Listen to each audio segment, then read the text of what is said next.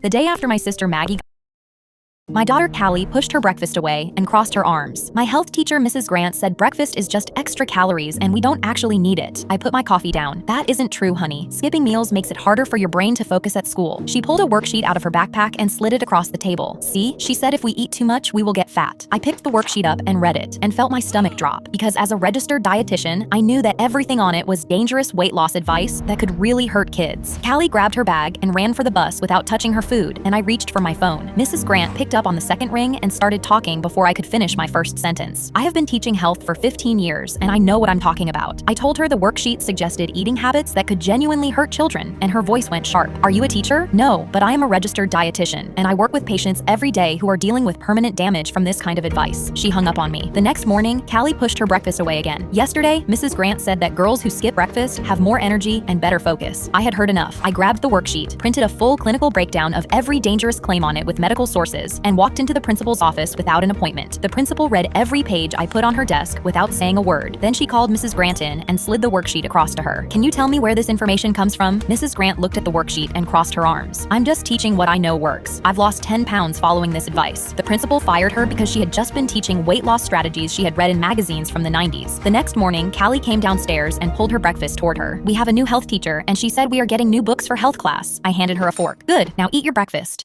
My daughter Callie pushed her breakfast. The day after my sister Maggie got engaged, she made me her maid of honor, then sent me the bill for her entire wedding. Here are the venue costs. Thanks for handling the payment. I signed the venue contract that afternoon, my name on every line. The photographer, the florist, the caterer, every deposit came to me the same way, with a heart emoji and a thank you. We used to plan our weddings on her bedroom floor when we were kids, and somewhere in our 20s, she stopped calling. Signing those contracts felt like buying my way back onto that floor, so I signed everyone. At the dress fitting, she pulled the seamstress aside. Get her something that hides as much as possible. I paid for the dress and told myself she was just stressed. Then I showed up to her apartment with the cake samples I had paid for and heard her on speakerphone before I knocked. I only made her maid of honor for the money. I'm dropping her right before the wedding so she doesn't ruin all the photos looking like that. My hand froze on the doorknob, then I took a deep breath and knocked. Maggie smiled the second she answered. So, I've been thinking you'd be more comfortable as a regular guest. My photos need a specific look, so hopefully you'll understand and do just this one thing for your sister. I looked at her perfectly contoured face and felt something snap, but I just smiled. Totally, I understand. I told her I needed to process the change and walked straight to my car while she kept smiling behind me. When I got home, I spread every contract across the kitchen table. The venue, the photographer, the florist, the caterer. My name was on all of it, not hers. The last thing on the table was the cake sample receipt, and I remembered being 8, telling her I'd bake her wedding cake myself someday. I picked up the phone and called the venue first. I need to cancel a booking under my name. The woman asked if I was sure. Maggie wanted me to be a regular guest, and regular guests don't pay for the wedding. I'm sure, I said. One by one, I started dialing. A week later, my phone rang. The venue says we have no booking. The wedding is in 2 weeks and nothing exists. I told her calmly that regular guests don't pay for weddings, so I'd canceled everything. You're jealous. That's what this is. You're uninvited. Do you hear me? Uninvited. I reminded her there was no wedding left to be uninvited from, and she hung up. Then the refunds came in. $26,000 back to my card. I sent her a screenshot of the balance and a text. For the photos, she got married in her backyard, in front of a folding table and a string of dollar store lights. The cake was from a grocery store because she didn't have a sister to make her one anymore. The day after, my best friend dragged me towards the roller coaster that looked like it was falling apart. We're riding this, I laughed. Are you freaking crazy? But she hauled me onto her shoulder before I could finish my sentence. You need to learn to stop thinking so negatively. She dropped me into the carriage and my hands trembled while I checked my harness was secure. I checked hers, but she swatted my hand away. Relax, nothing's gonna happen. She left her harness loose. Our carriage started moving, and the first climb was actually fun, until the track climbed into the upside down loop, and everyone in our carriage had their hands in the air as we started to flip upside down. Suddenly, the train ground to a dead stop. The harness cut into my shoulders. Blood rushed to my head and my hair pointed at the pavement. Everyone started screaming except my friend beside me, grinning ear to ear. She turned to me, beaming. Isn't this incredible? Aren't you glad I made you do this? I screamed. Leah, your harness! She rolled her eyes. Relax. Enjoy the exposure therapy. After all, I paid $500 for it. My jaw dropped. What? She nodded like she was proud. I paid the woman who runs the roller coaster in the booth to stop the carriage midair. Just for you, because I love you. The train jerked again, and my best friend's harness popped off her shoulders. She slid straight out and I caught her wrist before she cleared it. Her legs swung over nothing, and her smile was now replaced with her screaming at the top of her lungs. She'd spent the whole climb telling me to stop thinking so negatively, and now she was relying on the one person who always did. Don't let go, I sighed. I'm not. I never do. The crew took 20 minutes to crank us level and bring us down. On the way home, she quietly put on her seatbelt and checked mine was on properly too. I smirked. Relax, nothing's gonna happen. She whispered, you can never be too sure. My best friend dragged me towards A man walked in with a smug grin and his chest out while I was bartending, and just by his demeanor, I could immediately tell he was going to be difficult. He sat down and literally flicked the menu at me, smirking, "I'll have a margarita." I forced a smile and started making it, but as soon as I poured the lime juice, he snapped his fingers. "Too much lime juice. Make it again." I was annoyed, but the customer is always right, even if he's a jackass, so I grit my teeth and redid it. I slid the drink in front of him and forced another smile. "$20, please." He grinned and pulled out two $10 bills. Then he threw one of them to one end of the bar table and the other towards the other end. He sipped his drink with a cocky grin. "There's your $20. Go get them separately." I clenched my jaw, wanting to scream but holding it in, as I walked back and forth between the two ends collecting the money, my hands shaking with rage. I tried just avoiding him, but then he tapped my shoulder. "I'm done." He pointed to his empty glass. "Another margarita. And this time, make it correctly on your first try. It's not that hard." He crossed his arms and leaned over the table, looking right at me. I was furious inside, and that's when I got an idea. I smiled. "Of course, sir, but this time, payment first, please." His jaw dropped in rage, but he just pulled out two more tens. He threw one to one end, but this time threw one on the floor under him. "There, payment first, get it separately." I calmly walked around and leaned under his chair to get the money while he laughed. But when it was time to make the drink, I set the empty glass down in front of him. Then I poured the green lime juice on the table in front of him and the orange liquor on the floor under him. He shot up and his face twisted. "What are you doing?" But I said nothing and just poured the tequila onto his pants. "There's your drink, go get it separately." He started shaking in rage and demanding a refund, but I told him no. I gave him his drink just like he gave the money, separately. I followed the crowd that was gathering around the skate park, and when I got to the front, I saw a small boy that looked exactly like my daughter Michaela. I looked closer and saw she was wearing a black wig, and the paper number taped to her chest read Michael. The banner over the halfpipe read Boys Skating Competition, 14 and under. I gasped because she was disguised as a boy, and every part of me wanted to drag her off before the other boys found out and destroyed her. But when I lunged forward, someone in the crowd held me back, and I was forced to stand back and watch. The first boy dropped in and slammed into the concrete, peeling himself up with bloody elbows. The boy ahead of her bailed, helmet skittering across the concrete, and I pictured hers going the same way. Two dads beside me were running their mouths. A girl couldn't last one run on this. One laughed, and the other called it a fact. I clenched my fists in anger. Michaela was rubbing her hands together, and part of me started hoping she'd win just to shut them up. The speaker crackled. "Next up, Michael." She pulled her hood down, tightened the strap, and rolled to the edge. She dropped in. She hit the first ramp so high the crowd gasped, flipped the board, and landed it. Trick after trick, higher than any boy that went before her, and the park lost it. They all clapped and chanted, "Michael, Michael, Michael." One of the dads from earlier chuckled. "That's how a real boy should be." But as the boys hauled her onto their shoulders, her helmet caught on someone's hands, and suddenly the wig got torn off. Her black hair spilled out, and the boys went still, as they realized they'd been cheering for a girl the entire time. Michaela raised the wig over her head like a trophy and walked over to the banner as the entire crowd stared at her in shock. She pulled a red marker from her hoodie to write "and girls" above the sign. This time I screamed her name, her real one. I followed the crowd that was gathering. I walked into the classroom after Summer completely bawled, and everyone immediately started whispering. I lunged for my chair, and while waiting for class to start, I saw girls lean together and whispered while staring at me, "She just got cancer treatment, so we have to do it to her today. I want to make her cry." I had no idea what they were talking about, but I kept my head down and waited for class to start while tears filled my eyes because I thought for sure I was being bullied. And as soon as the bell rang, I headed for the bathroom, the one stall where nobody could bother me while I ate. But it was too late. The girls from earlier grabbed me, and one of them smiled. "You're coming with us." They pulled me into the bathroom, and another girl swung her backpack around, unzipped it, and I squeezed my eyes shut and braced for whatever she had planned. But that's when I felt her drop something light into my hands. When I opened my eyes, I looked down and saw a wig. The girl who'd started the whispering from earlier was beaming, hands pressed together like she'd been waiting for this. "We heard you couldn't afford one while you were in the hospital," she said, "so we pitched in." Another girl was already unzipping a makeup bag. I was so happy my eyes were watering, and she held up a lipstick while I pulled the wig on with shaking hands. "Do you mind? I just think this shade would look so good on you." So I sat down by the sink and let the three girls I'd spent all morning dreading make me beautiful. The girl from the classroom whispered again, "I told you we were gonna make her cry." I walked into the class.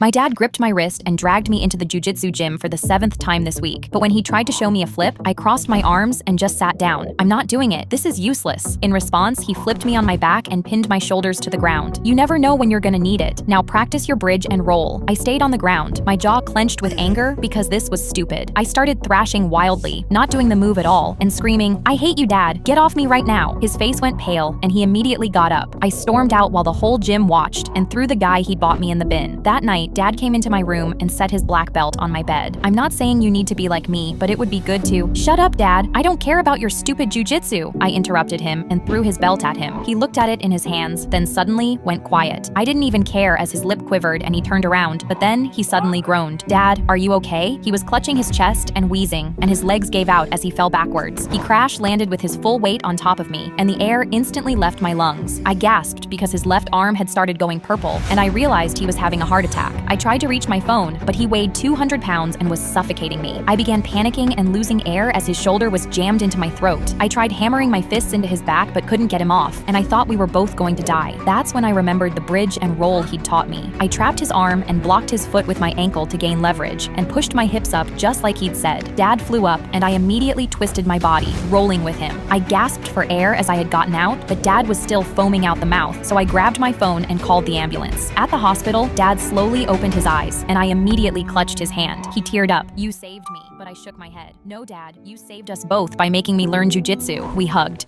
My dad gripped I tried a little girl's homemade cookies, and they were so bad I wanted to throw up, but she kept smiling and asking if I liked them. I was walking through my neighborhood when I saw her beaming at her stand, labeled homemade cookies. Never heard before secret recipe. I walked over and saw she was raising money for her dog's cancer surgery. She asked if I wanted a free sample and said, if you like it, you can buy some. My heart melted and I took the free cookie, but as soon as it hit my taste buds, I nearly gagged. It was the worst tasting thing I'd ever tried. I winced between chews, and the girl just looked at me with these hopeful eyes. What did you make this with? I said, covering my mouth not to make my disgust obvious. She smiled even wider, then leaned close, whispering, I shouldn't say this because it's a secret, but I heard businesses have to be unique to sell, so instead of chocolate chips, I put boogers into the mixture. I immediately froze mid-chew. My dad gripped. I tried a little girl's homemade cookies, and they were so bad I wanted to recipe. I walked over and saw she was raising money for her dog's cancer surgery. The free cookie, but as soon as it hit my taste buds, I nearly gagged. I'd ever tried. I winced between chews, and the girl just looked at me with these hopeful eyes. What did you make this with? I said, covering my mouth not to make my disgust obvious. She smiled even wider, then leaned close, whispering, I shouldn't say this because it's a secret, but I heard businesses have to be unique to sell, so instead of chocolate chips, I put boogers into the mixture. I immediately froze mid-chew and started fighting the urge to throw up. Why are you making that face? She suddenly asked. Don't you like my cookies? She looked like she wanted to cry. I shook my head. No, I love them, even though my face was pale. Good, she said. Also, she leaned in again, right as I felt a hard crunch in my mouth. I didn't want to put peanuts in case people were allergic, so I added toenail clippings for the crunch. I saved for 5 months for the batch. I felt another crunch, and that's when I lost it. The cookies rose in my stomach, and I covered her "Save my dog" sign in green and brown. Her smile dropped, and she asked if I was okay. I stood there shaking and dry heaving while trying to figure out how to kindly tell her no because she was crying. But then I wiped my mouth and spotted a kid across the road. He was throwing rocks at a dog. I turned to the girl. Actually, I'll take 10. These are perfect. She suddenly smiled and gave me the batch, now happy again. I walked over to the kid throwing the rocks. Hey kid, do you want a free cookie? I tried. Give me a chance, I showed up to a job interview at a restaurant where they asked us to cook one dish to get hired. There were 2 of us. I needed this job because I've been unemployed for months, so I was mixing my pot of soup desperately. While stirring, the other girl walked by and knocked my pot off the stove. My soup spilled across the floor. Her food smelled terrible, so I could see why she wanted to sabotage me, but I was still extremely angry. She laughed. Soup? That's not food. That's water with seasoning. My dish that I'm making for the chef is actually interesting. I looked over and saw her fancy fish dish. Unfortunately, it actually looked good. I sighed and got on my knees and started over. I managed to scrape together enough ingredients to restart my soup. Time was almost up. The chef called us to present. The other girl went first. She placed her raw fish dish in front of the chef. It looked incredible, perfectly plated. The chef nodded impressively, got his fork, and put it into the fish. He chewed slowly, looking satisfied, and I was convinced I lost the job. But then his face changed. His hand went to his stomach. Something's not right with this dish. His face turned pale. I gasped because I realized her fish wasn't prepared properly and made him sick. He ran to the bathroom. The other girl looked angry. He's being so dramatic. The chef came back wiping his mouth. She pointed at him. There's nothing wrong with my dish. It's fine. Look. She grabbed her fork and took a bite of her own fish. He ignored her and looked at me. Please tell me yours is better. I proudly placed my soup in front of him. He looked at it, took a sip. His face relaxed. He took another sip. He finished the whole soup, and I couldn't help but smile. He sighed. This is exactly what I needed after her dish to calm my stomach. You're hired. Before I could say anything, the girl put her hand on her stomach. She looked green. Did you eat your ugly fish too? She nodded. So I slid my bowl of soup across the table to her. At least water with seasoning doesn't give people food poisoning. The fat kid in our school planted both hands on the lunch table and asked me to be his girlfriend. I laughed nervously. No thank you. He clenched his fists. You didn't even think about it before saying no. And instead of leaving, he turned to my quiet best friend. What about you, little lady? Are you single and ready to mingle? She silently shook her head without making eye contact. He slammed his palm on our table and jabbed a finger at each of us. Do any of you want to go out with me? We all ignored him and went on our phones, waiting for him to go away. You're gonna regret this! He stomped away so aggressively that the floor was shaking. We were all sitting in class when the principal's voice crackled through the intercom. There has been an extremely alarming incident of fat phobia in our cafeteria today, targeting my son. Every girl involved will stay back after school for investigation. 3 rows ahead, the kid from lunch spun around to me and my friends and mouthed, should have said yes. My hands were trembling because I didn't know if we were actually going to get in trouble. After school, they lined us up at the front of the classroom, and the principal walked the line with his arms crossed. Every one of you owes my son an apology. I stepped out of line. For what? Telling him no? He leaned down until we were nose to nose. You girls should care more about personality than looks. I crossed my arms, but before I could say anything, my friend Rosa raised her hand, the only girl in that line larger than his son. He asked out every girl at our table today except me. So would he go out with me? She stepped forward with her arms wide open. Because I'm down. The principal tugged at his collar. That's different. Rosa put her hands on her hips. How? She turned to his son. Well, are you down to mingle together? I've got a great personality. Or are you too fat phobic to see it? The kid stared at the floor and said nothing. Rosa nodded like she'd finished a math problem. Exactly. Rejecting someone isn't fat phobia. You just got told no. The principal cleared his throat and sent us all home. We were nearly out the door when he finally gave Rosa her answer. It was the same one I gave him. No thank you. Rosa didn't even turn around. As if. During the 4th of July firework display, a woman pointed at my baby's noise-canceling headphones. Your baby is being extremely disrespectful to American culture. She needs to take those off and enjoy the display. I glanced back at my daughter Ellie, who was 7 months old, asleep under her pink headphones, and I stepped between the woman and the stroller. They're staying on, and that's final. But she clenched her fists, and I knew she wasn't taking no for an answer. The loudspeaker crackled. 15 minutes until the grand finale firework display. Then we have the annual reading of the Declaration of Independence. She planted her hands on her hips. When they read it, I'm going to make sure that baby of yours hears every single word. I angled the stroller away from her. She had ear tube surgery 2 weeks ago. A loud noise could take her hearing for good. She blinked her clumpy mascara eyelashes at me like I was the dumb one. Kids these days are so sensitive. No one had baby headphones in 1776 when the Declaration was written. I'm sure she'll be fine. I kicked the brake off the stroller and turned for the open grass because I was done with the conversation. But she lunged over my shoulder and I caught her wrist one-handed, so she wrenched the stroller sideways and the headphones ripped off in her fist. Ellie woke shrieking as the announcer hit the countdown. Grand finale in 10, 9, 8. I threw myself over the stroller and clamped my palms over Ellie's ears, heart pounding. The countdown hit 3 and I screamed help toward the fence line. A police dog came from around the corner, barking so hard his front paws left the ground. The woman instantly dropped the headphones in shock. As I got them back on Ellie, the first shells split the sky, and the dog kept barking directly into the woman's ears. She stumbled back over her sandals and went down with her hands clamped over her ears. Control that dog, she screamed. I can't hear anything. The grand finale continued, and she spent the whole finale flat on the lawn with nothing over her ears but her own hands. By the time the speakers started to read, when in the course of human events, she was still sitting in the grass asking people to speak up. Best display ever. During the 4th of July, my friend got fired from her job and 2 weeks later got diagnosed with cancer. She posted a picture of herself with her head shaved bald and linked her GoFundMe to help pay for bills. I wanted to support her but had no money, so I secretly organized a community 5K run to raise more money for her bills. The day of the run, I gathered the entire neighborhood, more than 500 people, at her front door to surprise her with the news. She had posted a few days ago about how much she misses her running club because of her cancer, so this was perfect. I even had a news van parked down the street so they could report and spread the news wider to help my friend even more. I knocked on the door, beaming with excitement, but then she opened the door with a full head of hair. A bald cap was sitting on the drawer right behind her. The whole neighborhood stared with wide eyes, and the news reporter zoomed into her face. She furrowed her brows and said, "What?" But then she saw our pink t-shirts and her own hair in the corners of her eyes and went pale. She slammed the door, and I realized she'd faked her cancer because she didn't want to find another job. My friend got fired.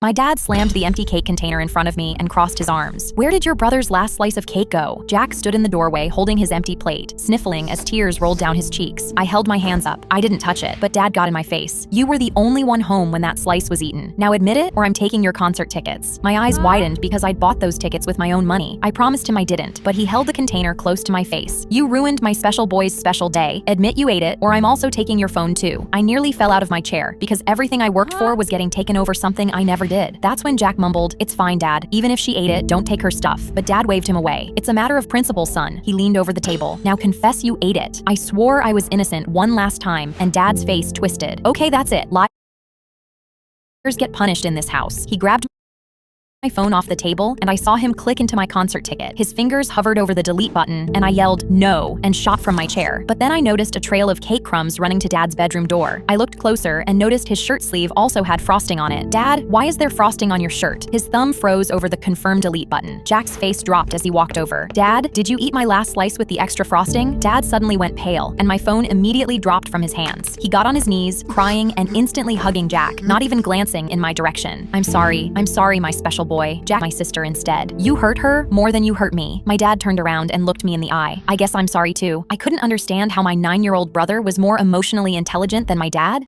When I broke up with my boyfriend, he stood in my doorway and told me, "You'll regret this with your life, I promise you." He walked out and 2 months went by without me seeing him. I was starting to think he was fully gone, but when I took my car in for an oil change, the mechanic came back after 20 minutes with a grim expression. "Someone cut your brake lines. It's not safe for you to drive home." He pulled up the hood and I saw the brake lines snapped in half. My whole body went cold as I realized only my ex would do this. I called the police right there at the counter with shaking hands, all while the mechanic stood tapping his foot. When officers showed up, I explained everything. They asked me where I lived so they could send a patrol car, but when I told them, the mechanic's face immediately lit up. He put down the rag he was using to wipe his hands and smiled. "I can drive you home. Your street is on my way." I was so shaken up about my ex, I agreed and told the officers everything was okay. I followed the mechanic out to his car with shaking legs. He got in the driver's seat, but right as I put a foot inside the passenger door, I heard an officer call out, "Hey, what is this?" I turned around and my blood ran cold as I saw a man lying inside the mechanic's office. He was unconscious and stripped down to his undershirt. I panicked and tried to step out of the car, but the mechanic grabbed my arm and pulled me in.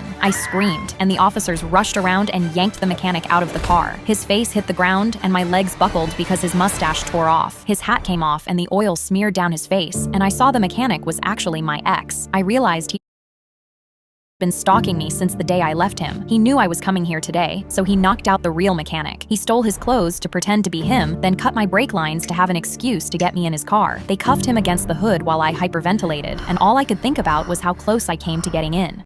Think you've seen intense. I sold my first cookie for $1 in homeroom, and by Friday, that order form had 80 names on it. It started because I brought a Ziploc of chocolate chip cookies to school on a Monday. A girl named Meg asked if she could buy one. I said $1. She gave me a 5 and told me to keep the change if I brought more tomorrow. By the end of the week, I'd typed up an order form on my brother's laptop, taped a copy inside my locker, and started writing names down in pencil because I kept running out of room. "You need delivery," this kid Brandon told me at my locker. "I'll do 3rd floor for 2 cookies a run." So I hired him. Then I hired his friend Mia for the 2nd floor, and my mom started buying flour in 20-pound bags because I was baking 60 cookies a night. A hall monitor stopped at my locker while I was counting a fistful of ones, and I shoved the cash into my backpack so fast a cookie hit the floor. He just told me not to be late and kept walking, but my heart was pounding because I knew running a business out of my locker was exactly the kind of thing that got shut down. Then, on a Thursday, I pulled the form out at lunch, and 3 of my regulars looked at the floor. Mia leaned over. "Heidi's doing brownies for 50 cents. I sat on the bus that afternoon and ran my thumb down the gaps in the list. "She's stealing my customers," I told Brandon. "So poach hers," he said. I met Heidi behind the gym the next morning with the order form folded in my back pocket. I pulled it out and smoothed it on top of a trash can between us. "Brownies stay yours," I said. "Cookies stay mine." We split the 7th graders. She looked at the form for a long second, then shook my hand. On Tuesday, the assistant principal called me into his office and slid a piece of paper across the desk. It was my order form, 80 names on it, my handwriting in pencil down the left side, Brandon's delivery routes in blue pen down the right. "So," he said, "tell me about your business." I sat up straighter. "Are you asking as a customer, or do you want to cut?" He turned the paper around and tapped Meg's name at the very top of the list. "I'm asking how a 14-year-old built the only thing in this school that runs on time," he said, "and whether you have room for one more name on Friday." I pulled the pencil out of my backpack and added him to the list.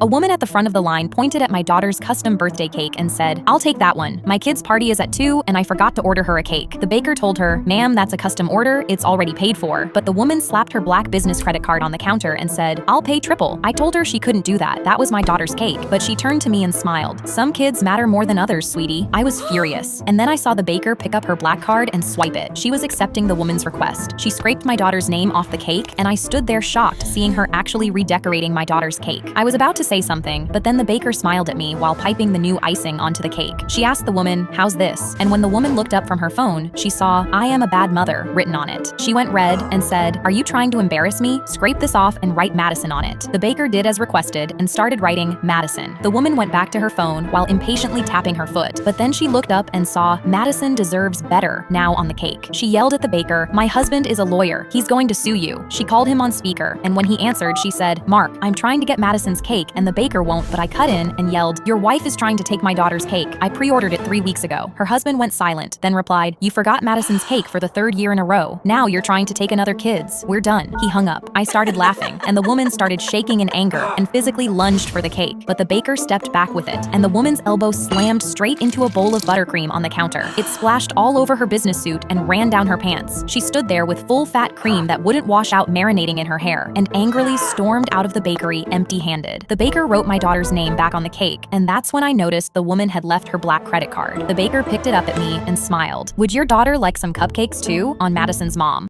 A woman. What is happening?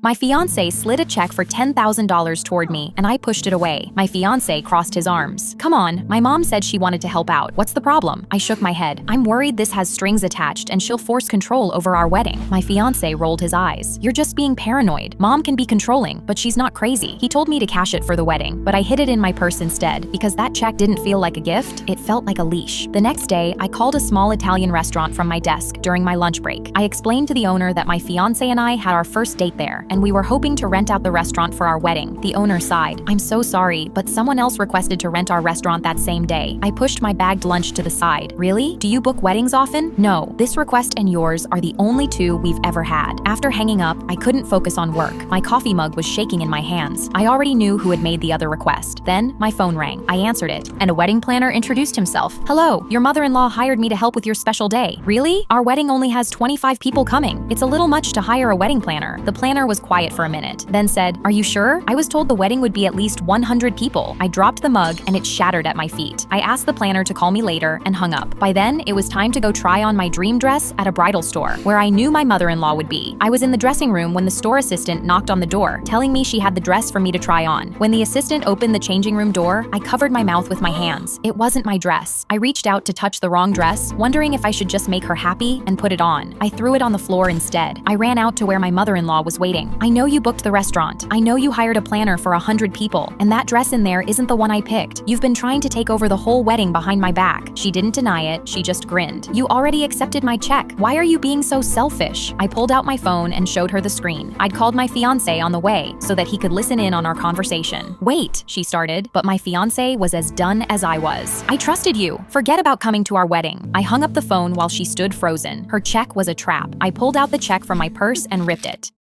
I got brutally scammed on a date, so I called my gang member brother for help. A guy walked up to me at a cafe and said, "You're the most beautiful woman I've ever seen. Will you go out to dinner with me?" He had good vibes and was charming, and that night he drove us to a Michelin star steakhouse in a 1970 Mustang he called his baby. We sat down and he kissed my hand. "Order whatever you want. A lady like you deserves it." But when I looked at the menu, everything was at least $40. I got the cheapest steak and dessert, but he loaded up on shrimp, lobster, caviar, and creme brulee. When the bill came out, he reached into his pocket, and that's when his face went pale. "Crap, I forgot my wallet. Can you cover this and I'll Venmo you the $500 tonight?" I was a little frustrated, but because we'd had such a great date, I swiped my card. My grocery money for the month was now gone. He dropped me home in his Mustang, but when I went to text him in the morning, I saw that I'd been blocked. I stared at the green text and punched my wall in anger as I realized he had scammed me out of $500 to get a gourmet dinner. I instantly texted my older brother. He had friends in every part of town, and 2 days later, my brother replied, "Found him. He's getting his car detailed right now." My brother drove me and 3 of his friends to the car shop. The man was taking photos of his precious Mustang, completely oblivious, and my brother and his friends tapped his shoulder. He turned around and his phone fell from his hands the second he saw me. "I'll pay you back." His voice instantly shook. "My phone just died and I couldn't send you the money." "I'm sore," but my brother's fist cut him off. His head dented the hood of his precious Mustang as he fell. Then my brother pulled the credit card from his pocket. "Now, want to go on a brother-sister catch-up date with this?" I nodded while he laid on the floor bleeding from his mouth.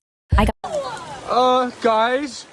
My grandma rang the bell signaling she beat cancer, but I didn't even look up from scrolling TikTok. She had beaten cancer 43 times in her life, and 9 in the last 5 years. So this was basically another Tuesday. She limped over with her cane and smiled. "Now let's go grab wings. All this chemo has me hungry." We went to walk outside, but that's when 2 men in lab coats and backpacks stepped in front of Grandma. "Are you Eleanor Trinket Dawn, 43-time cancer survivor?" She nodded proudly, and they instantly pulled out government badges. "We need to visit your house right now." I felt very uneasy, but Grandma nodded and said, "Of course." We piled into the car, and my legs shook on the pedals the whole way because the 2 men kept taking notes and whispering about tumors. We pulled into the driveway, but when I went to open the front door, they slapped my hand away. "You cannot enter. You two must stay out here while we go inside." I got in their face. "My grandma just survived cancer, and that's precisely why we can't let you enter," they interrupted me. They pulled hazmat suits from their giant backpacks and some square device I didn't recognize. They walked inside in their hazmat suits, then shut us out, while I stood outside, nervously tapping my foot. Through the window, I could see them opening drawers and heard their device beeping. They were searching the house. I was panicking, but Grandma just stood in the driveway scrolling her phone.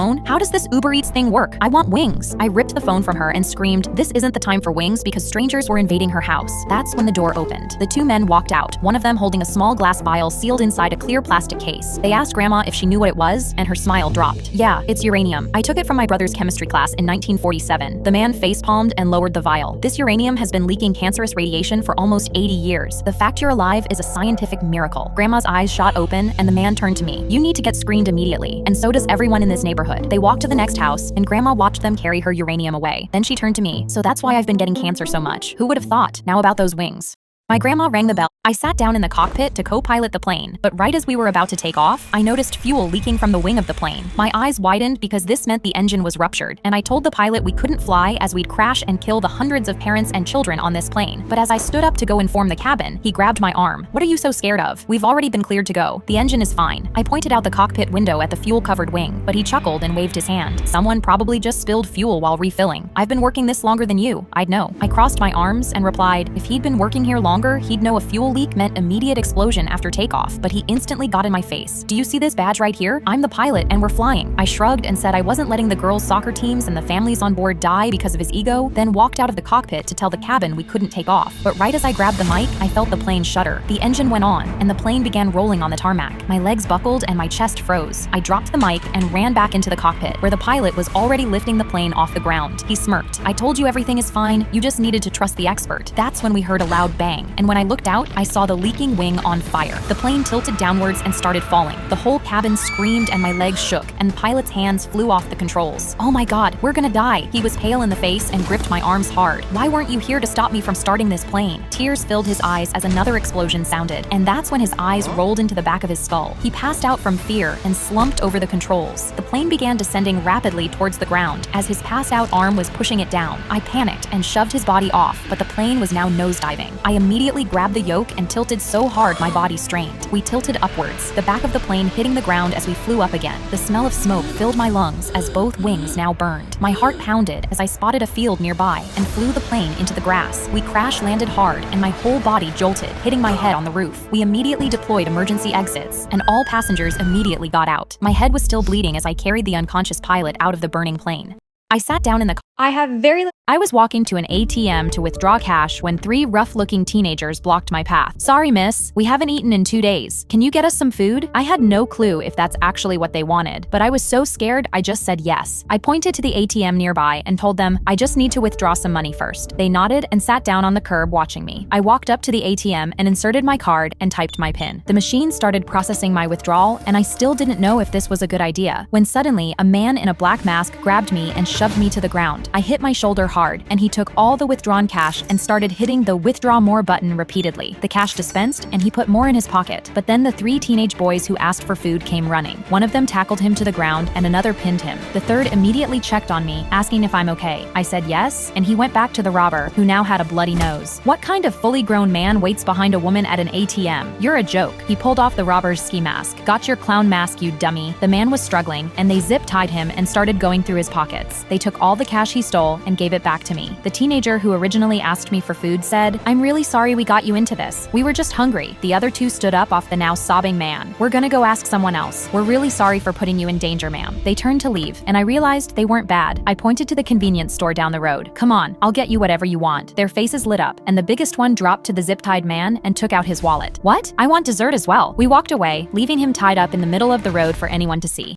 I was walking onto the plane gripping my EpiPen when the flight attendant stopped me and crossed her arms. "What's that for?" I smiled and said, "I have a deadly airborne peanut allergy. Can you please make sure there are no nuts on the flight?" She smiled in a way that didn't reach her eyes. "Is it really that serious?" I said yes and walked past her to my seat. An hour into the flight, the same attendant pushed the cart to my row and asked the woman beside me what she'd like. "I'll take peanuts." My chest tightened and I looked at the attendant, shaking my head. She rolled her eyes, then turned to the woman. "Sorry, ma'am, but the passenger beside you is like allergic or something. We can't have peanuts on this flight." I breathed a sigh of relief, but then the woman flailed her arms. "That's ridiculous. I want peanuts." The attendant looked at me before I could reply. "Is your allergy really that bad? We can move you to a seat further away." I shook my head and told her again I could die, and the woman next to me jabbed a finger in my face. "Just throw on a mask and let me enjoy my peanuts." I told her no and went back to my book. The attendant went red and walked away, but as she did, I saw her slip something to the woman. I figured it was a different snack and kept reading, but then I heard a crunch. My eyes flew open, and as I took a breath, my throat instantly started closing. I turned and saw the woman eating peanuts, eyes locked on her movie. My face started going red, and I grabbed my EpiPen with shaking hands. I jammed it into my thigh and could breathe again, but the cabin air was already full of peanut particles, so my throat kept swelling shut. I grabbed my throat while the woman kept eating her peanuts, and that's when the man across the aisle stood up. "She's having an allergic reaction. Land the plane." The captain came over the speaker, saying we were making a medical emergency landing, and that's when the woman turned to me. "You're making me late for my hotel check-in," she screamed at me while I held my throat, unable to get a full breath in. She only stopped screaming when the plane doors opened and paramedics and police officers came in. They put an oxygen mask on me, and I watched them cuff the woman and pull the attendant out of the back galley in cuffs right behind her. She passed my row on the way out and couldn't even look at me.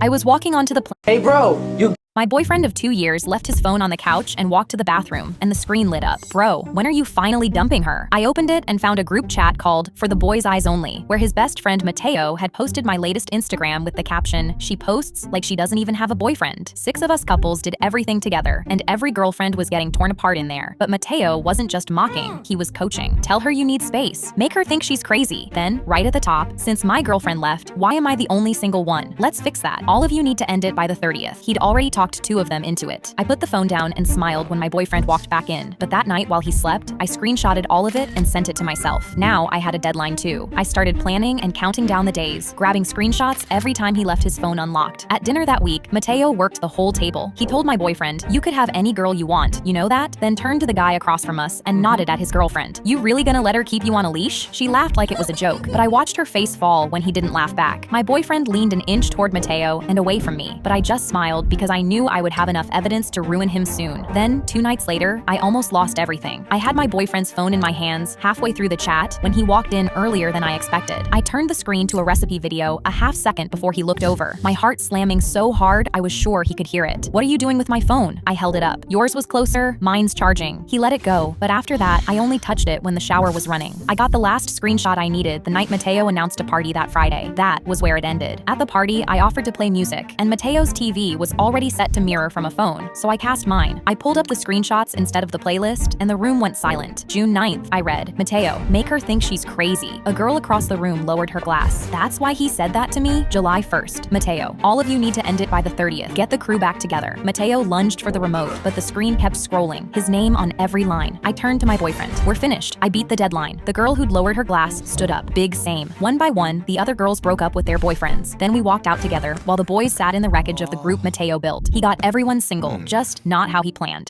My boyfriend of 2 years. The little girl sat for her school photo and whispered, "Can you fix my face before my mom sees it?" She kept tugging her sleeves over her hands, and every time I adjusted the camera, she pulled her hair forward like she was trying to hide behind it. Before I took the picture, she asked if I could make her smile less crooked, then said, "Mom said it's disgusting." I'd been taking school photos for 15 years, so I knew the difference between camera nerves and a kid bracing for a verdict. I lowered the camera and said, "I'm going to take the picture I see, not the one you're scared your mom will see." A week later, her mother stormed into my office and slapped the photo on my desk. "I need this redone."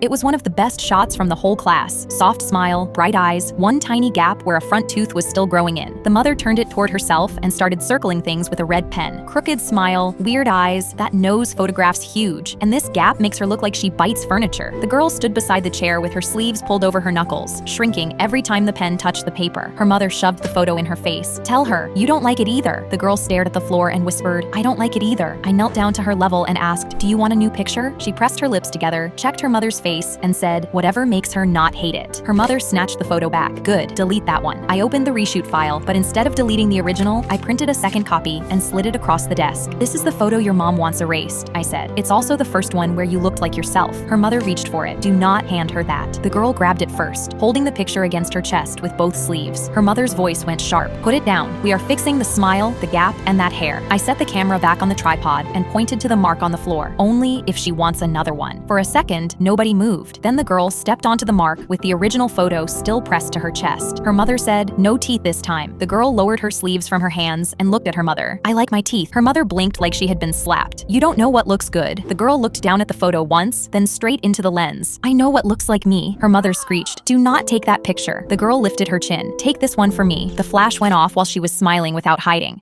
The little girl I didn't believe until I 3 days into a psych ward stay for depression, I caught the night nurse pocketing half of every patient's pills and logging the full dose. I started hiding scrap paper in my pillowcase, filling it with dates, times, and exactly what I saw her do. Then one night, I woke up and she was standing over my bed, my pages already in her hand, and my roommate dead asleep 3 feet away. She smirked down at me. "You think anyone in here is going to believe you?" She slid the paper into her scrubs and walked out. I lay there staring at the ceiling while the only proof I had disappeared down the hall with her. I was the only person who knew what she was doing, and I was the one person in that building nobody would believe. During rounds the next morning, she stopped in my doorway and said, to no one, "Some patients confuse their paranoia with reality." I felt every head in the hall turn toward me. At my next therapy session, my therapist folded her hands on her clipboard. "Have you been feeling like the staff here are working against you?" She put a hand on my arm. "Nobody here is trying to hurt you. What you're feeling is part of why you're here." I went quiet for the rest of the hour because the nurse had gotten to her too, and there was no one left in the building to tell. That night, from my doorway, I saw her hand the woman in the next room half a dose. The woman had been crying in her bed for 2 days, barely able to sit up, and she stared into the cup like she already knew something was wrong. "Is this right? I'm not getting any better." The nurse smiled and said she'd logged it herself, then leaned in close. "Are you feeling a little confused tonight, sweetheart?" The woman's face crumpled, and I watched her start to believe she was the problem. She wasn't just stealing their medication, she was stealing the last thing they had left, their trust in their own minds. But she couldn't steal my memory. My roommate was getting discharged in the morning, and a patient walking out the front door was the one witness nobody could call paranoid. That night, I climbed into her bed and whispered every date, every name, every dose into her ear, and made her say it back to me until she had all of it. She walked out the next morning and straight into the hospital director's office, and the investigation had her logs pulled before the end of the day. From my window that night, I saw the police walk the nurse out with her head down. She'd been doing it for over a year. Every patient she'd gaslit got a call telling them they'd been right all along, and the therapist who patted my arm was the one who wrote my apology. I walked out the front door holding it. I walked downstairs at 6 a.m. and found my 8-year-old doing push-ups in his school shoes. This was the same kid who once asked me if he could pee in a bucket so he wouldn't have to stand up during his Fortnite game. When he saw me, he hopped up, dusted his hands, and said, "Good morning, Mother. We have a big week ahead of us." When my husband came down, he turned to him. "Father, how did you win Mother's heart?" My husband grinned. "Fresh squeezed orange juice, buddy. Every single morning." My son nodded like he'd been handed the secret to life, and I laughed. "What's gotten into you?" He looked at my confused face and announced, "Everything will make sense on Saturday." I wasn't sure what he meant, and the next morning, he was on the corner selling fresh squeezed orange juice, calling every customer sir or ma'am. I walked out to buy a cup, but really, it was to investigate what was going on, and when he saw me, he shook my hand. "Madam, 1 cup will cost you $1.50. I asked what he was saving money for, and he wiped down his pitcher like a bartender. "I cannot discuss that at this time." That night, I paced the bedroom while my husband brushed his teeth. "Our son is acting really weird. I'm getting worried. What if he fell into one of those red pill internet money cults?" He spat in the sink and spun around to face me with wide eyes. "That's crazy. He's 8. Exactly. He's very easily influenced." My husband put his hand on my shoulder. "Honey, you have to trust that he knows what he's doing. We raised him well." I buried my head in my hands because I knew he was right, and all I could do was wait until Saturday. When Saturday morning finally came, he came downstairs in a clip-on tie, reeking of his dad's cologne. He set the table for 2, poured orange juice into my good wine glasses, and before I could ask a single question, the doorbell rang. A little girl from his class stood on our porch, holding her backpack straps. My son pulled out her chair, draped a dish towel over his arm, and poured her juice like a tiny butler. "Freshly squeezed this morning," he said, and she giggled so hard she snorted. My 8-year-old had spent his whole week preparing for a date. Before I could say anything, my husband fist bumped him. "Good job, son. The juice never misses." I walked into cheer practice at my new school, and every girl stopped stretching, and I felt everyone's eyes judging how my body looked. So I forced myself to stand straight and look confident. But when I heard the cheer captain whisper to the girl beside her, "What is someone like her doing here?" I knew I had to prove myself. I opened with a front aerial into a back handspring. A few girls glanced up, but the captain just murmured, "Show off." So I went bigger and did a 360 backflip with a twist and landed with a perfect landing. I scanned the girls and saw their faces twitch, doing their best not to seem impressed. I was standing there trying to figure out how to be accepted by the team when I heard a squeaking sound. I turned around and saw the cheer captain and her friend crouched at the landing beam, twisting a bolt loose and laughing, thinking that no one could see them. They wanted me to use that next and injure myself. I frantically turned to tell the coach, but she was staring straight at them, and when they were done, she just rolled her eyes and looked down at her clipboard. She didn't even care. I clenched my fists because I was done trying to win them over. Instead, I was going to win for me. The coach called my name. "Leah, I need to see you walk the beam." I walked to the loose beam, the bolt still crooked. All the girls giggled, and the cheer captain was laughing the loudest. "This is gonna be good." I ran, hit the beam, and it kicked out from under me just like they'd planned, but I was midair and didn't fall. Instead, I rode the drop into an extra rotation and stuck it so hard the mat shook. The beam clattered to the floor. I'd used their prank to make myself look better. The entire gym went silent, and the cheer captain was red with anger. The coach shot up from her chair. Suddenly, there was a clapping by the door. We all turned and she spoke. "The cheerleading board heard the best gymnast in the state transferred to this school, and they sent me to watch." She nodded at me. That was the most impressive performance I'd ever seen. She turned to the cheer captain. "We are always looking for women like Leah who can improvise under unexpected circumstances." The cheer captain's mouth opened in shock, and I grinned and hugged her with a fake smile. "You helped someone like me look impressive here." My voice dripped with sarcasm. "I owe you."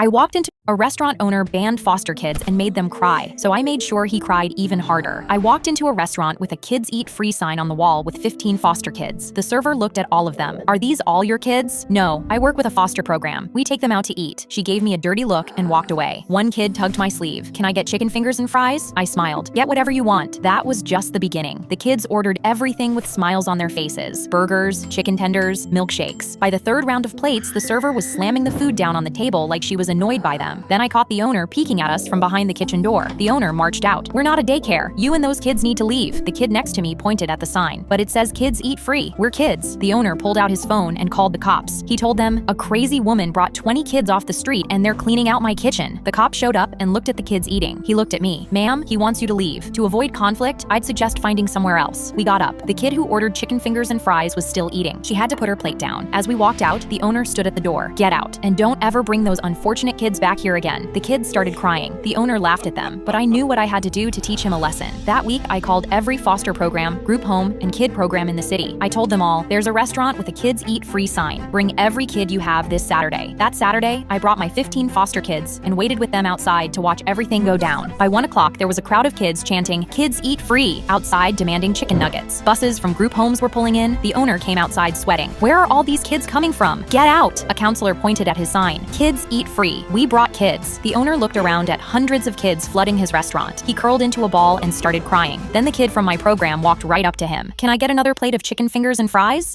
A restaurant owner Cleared off the line at the last moment! I was putting sunscreen on my 7-year-old at the pool when I spotted a man sitting alone. No towel, no bag, no child with him, just sitting there with his eyes fixed on the water. When my daughter ran toward the shallow end, he stood up and walked slowly along the pool, following her path. I quickly grabbed her hand. "Stay with me." The mom next to me already had her phone out, snapping a picture of him. "He was here last Saturday too," she said quietly. He kept moving slowly around the pool, stopping wherever the younger kids were playing. I watched him crouch down near the shallow end and stare at a group of kids. A little boy waved at him, and he did not wave back, just kept staring. "He has been staring at my daughter in her bathing suit for 20 minutes, the mom next to me whispered. Her hand went to her phone. "I'm calling the cops. He's not right." I pulled my daughter closer and watched him scan the water. Then he sprinted toward the shallow end. He jumped in fully clothed and came up holding a little girl who'd gone under near the drain. I scanned the chairs. None of the other parents had seen her go under. He got her to the wall and held her there. The little girl's mom ran over and pulled her out, sobbing. "Thank you. Oh my God, thank you so much." He climbed out of the pool and put his hand on her shoulder. "Don't thank me.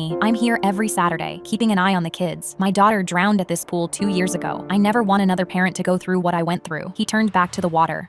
My sister and I were home alone when someone pounded on the front door. "I'm your neighbor. Someone's breaking into your car right now." I cracked the door open and the man craned his neck, looking straight past me into the house. I slammed it shut and locked it, and when I turned around, my sister was already pulling at my arm, white as a sheet. She dragged me to the window, and her ex was standing in the yard, staring up at the house. She'd broken up with him months ago, but he never stopped showing up, and now he was here the same night a stranger had pounded on our door. It was just the two of us in that house, and keeping my sister safe was on me. I pulled her back from the glass and tried calling our parents, but it went to voicemail, so I talked fast and told them to get home right now. When I looked back, the yard was empty, and that was somehow worse than watching him stand there. A second later, every light in the house cut out at once, and I knew he'd left to do it. I turned on my phone flashlight just as the back door handle started rattling hard. We ran for the kitchen, and I pulled the broom off the wall, the only thing close enough to grab. That was when a voice came from the other side of the front door, calm and even, like he had all the time in the world. It was the man who said he was our neighbor, but he wasn't talking to us. He was talking to the ex, telling him to hurry. The car was never real. They had been working together from the very first knock. The banging started on the kitchen window right behind us, and my sister was sobbing as I planted my feet and held the broom out in front of us like it could stop anything. The front door splintered, and the man from the porch came through first, then froze when he saw the broom in my hands. In the same second, the kitchen window shattered behind us, and the ex climbed through with a bat, ignoring me completely and going straight for my sister. I swung the broom anyway, knowing it couldn't stop a thing. But then headlights poured through the broken doorway and flooded the room white. The ex turned toward the light, and I cracked the handle across the back of his head as hard as I could. He dropped. My dad came through the door a breath later and put the man from the porch on the floor before he could move. He crossed the kitchen and took the broom out of my hands. "You're both safe now." He pulled both of us into a hug while my hands continued to shake.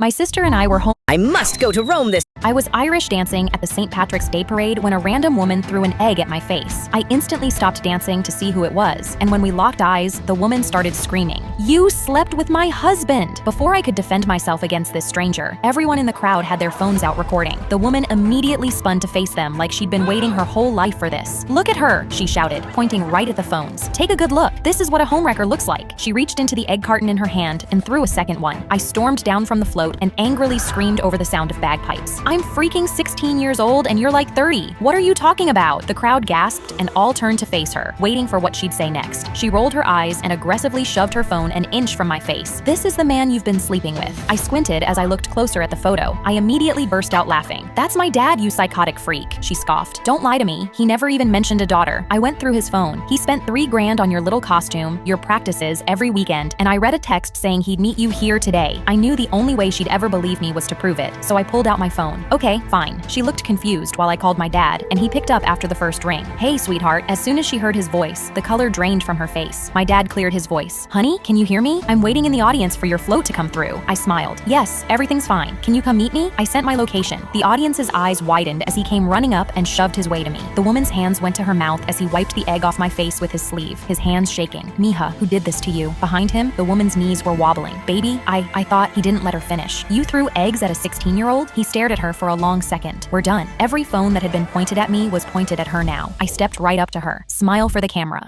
I was Irish dancing at the St. Patrick's Day Parade. The officer arrested me for a crime he never saw me commit. I was Irish dancing.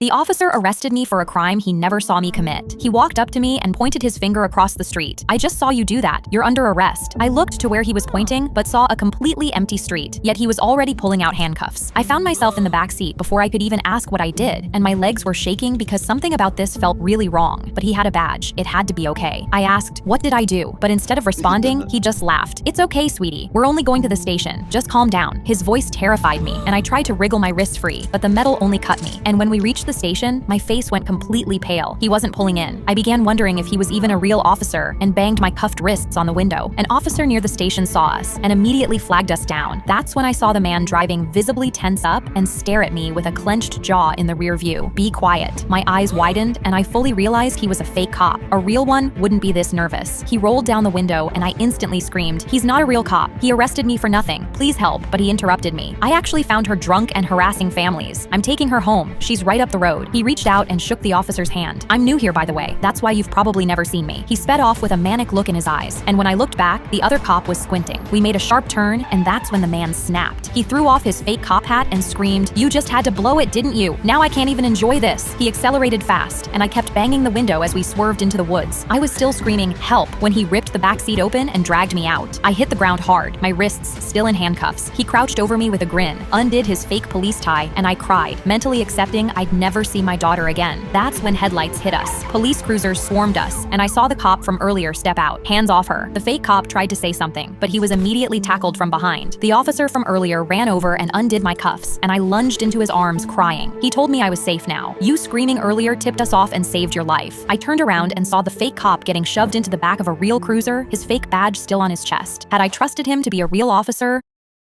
I would have never seen my daughter again. Have you seen those My job interview was going fine until she leaned across the desk and asked, "What is your zodiac sign?" I'd been job hunting for a year and was 2 months from losing my apartment, so my brain panicked and I blurted the only sign I could remember. "I'm a Leo." "Oh, wonderful." She actually clapped her hands. "August birthday?" I had no idea. "The 15th? I said it like a question. Her eyes lit up and she wrote something down with way too much excitement. I got the job. I looked it up at home and I'm actually a Scorpio. I figured it didn't matter and the zodiac thing was just her weird interview style, but I was very wrong about that. 8 months later, I had been promoted twice and put in charge of our biggest project because I had the right fake birthday. Then the company newsletter landed in my inbox with my real birthday printed next to my name, October 30th. I looked up from my screen and saw my boss already walking toward me holding a tray of crystals. She closed my office door. "You have been messing up the Leo energy for months, and now I know why." By lunch, she had given my entire project to the new guy who had started 2 weeks ago but had an August birthday. I sat at my desk staring at 8 months of my hard work being handed to someone else and then opened her horoscope website on my second screen. At the bottom was a small button, $10 to add your own daily message. I typed in my card number. I started simple. Past choices may need a second look. Then, trust your first instincts over new ones. I moved her crystals 2 inches every morning and left fortune cookies on her chair with vague warnings. The new guy kept breaking things, but she blamed it on bad planets. I paid $10 and typed, "Fixing recent mistakes brings peace to the universe." She called me into her office that day with shaking hands. "I made a mistake. I need you back on the project." I said yes and let her sage my office. Then I opened her site, typed "Generosity returns tenfold" and put in for a raise, $10 well spent. My job interview was going fine, and I laid in bed rewatching Aladdin for the 1000th time, but when I reached for my drink, my hands felt something other than my bottle. An old purple lamp I didn't recognize right where my Stanley was. I picked it up confused, then decided to rub it as a joke. I wish for my crush to like me back. I laughed and put it back on the shelf, then went back to watching the genie grant wishes to Aladdin. But when I walked into school next morning, my crush was standing by my locker and tossed me my favorite green apple. He pulled out a bouquet of roses from his back and asked me out. My face lit up and I immediately nodded. I got home that night on cloud 9, but then I saw the purple lamp on my desk.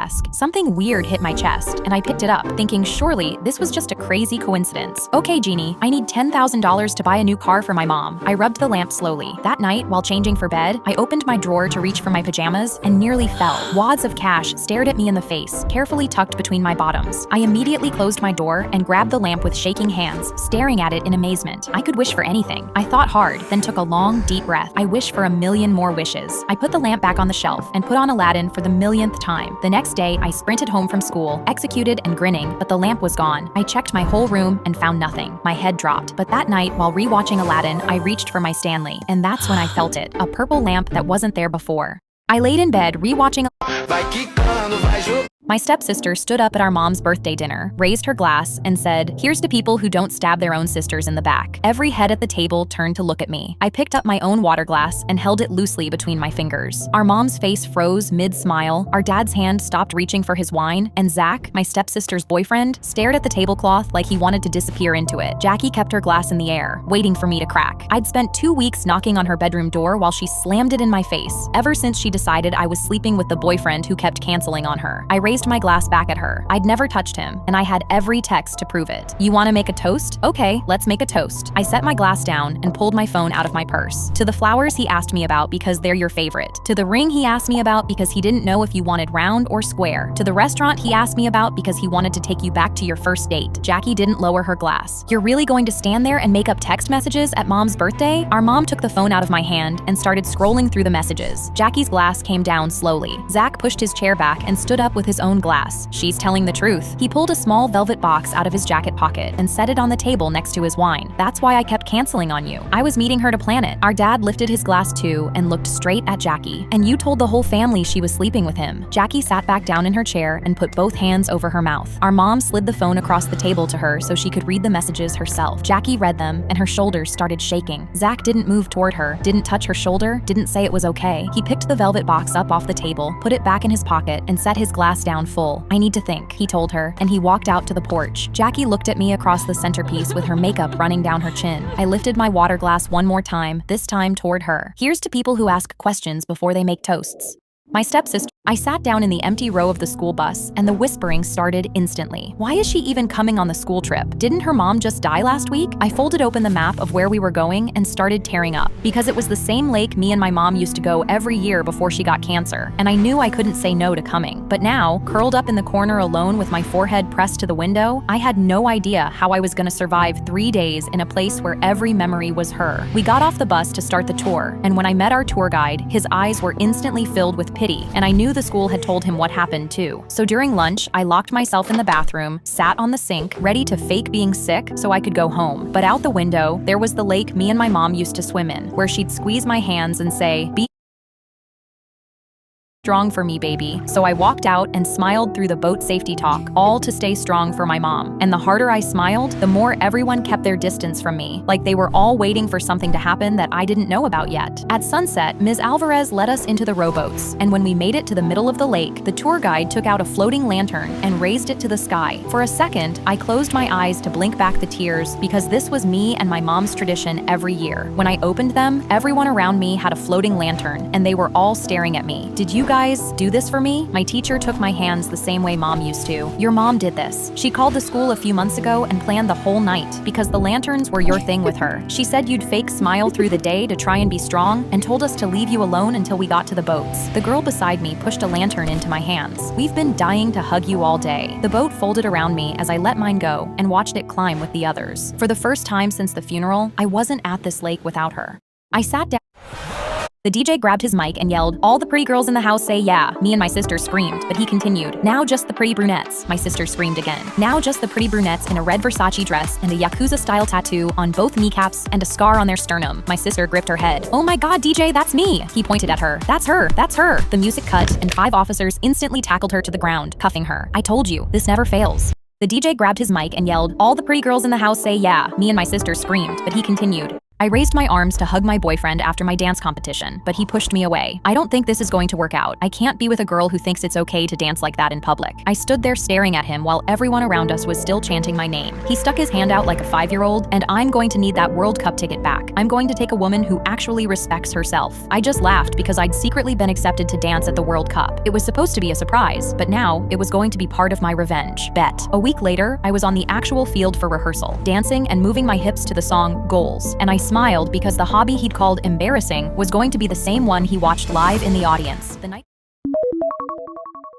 for the United States versus Paraguay game in LA, he posted on his Instagram a photo of him with a new girl. It was captioned, "Best seats in the house for the final with my trad wife. Paraguay's taking it all the way." I double tapped because he was about to watch the girl who danced too much do it in front of the entire planet. When the night came, I stood dead center on the field, and as the lights dropped, I spotted him in the front seat with an empty seat beside him. The girl never came. The lights turned back on, and the cameras were swinging straight onto me while I danced the dance that made him break up with me in front of 70,000 people who were all clapping for me. I glanced over at him and saw him standing there with his mouth wide open in shock. When the opening performance ended, my phone was buzzing with texts from him before I even walked off. "I'm so sorry. Please call me. I'm single again." That was incredible. The same hand that asked for the ticket back was now typing as fast as it could. I responded, "Pretty good for a girl who dances like that in public, right?" With a bunch of laughing emojis and USA flags. He started. Here's how to get. I was halfway through a bowl of cereal when my own group chat showed up on my For You page. 200,000 views in 3 hours. I'd built my whole account on me digging up people's old texts, doctoring the ugly ones to read even worse, posting them with a red circle. I kept a list of everyone I'd faked, saved in a note so my own stories never crossed. The oldest name sat at the very bottom, some kid I'd posted the week I started, back when nobody was watching me yet. Now the screenshots going around were mine. I set my spoon down and started scrolling, because I had to know how much they had. The account was called Receipts on You, and every single post post was my chat with Kara and Bree, who were the only two people I'd ever shown that note to. I called Kara first. I didn't touch it, I swear. Why would I burn myself with you? Bree didn't pick up. A new post went live while I watched with my mouth open. It was a screen recording, scrolling slowly so people could read me bragging that half my exposed texts were edited. The comments were already calling me a fraud, and I lost 1,000 followers before I finished reading. I called Bree 4 more times before she finally answered. Check the bio, she said, then hung up. The bio read, she faked 12 people. Ask them. 12. That was the exact length of my list. I scrolled to the newest post and watched it load. My note, full screen, every name in order, the oldest one still parked at the bottom. The account had tagged all 12 at once. By that night, the 12 had made a video together, lining up their real texts beside the versions I'd posted. One girl I'd branded a bully had really just texted that she was bringing cupcakes to class. The video hit 1 million views by morning, and that's when Bree commented under it. I made the account. I've had a screenshot of that note for 2 years. You posted my little brother first, before you even knew my name. I scrolled back to my own list, all the way down to the oldest name, the one I'd stopped looking at a long time ago. It was his. That kid was where the whole thing started, and I'd been keeping him at the bottom of it the entire time.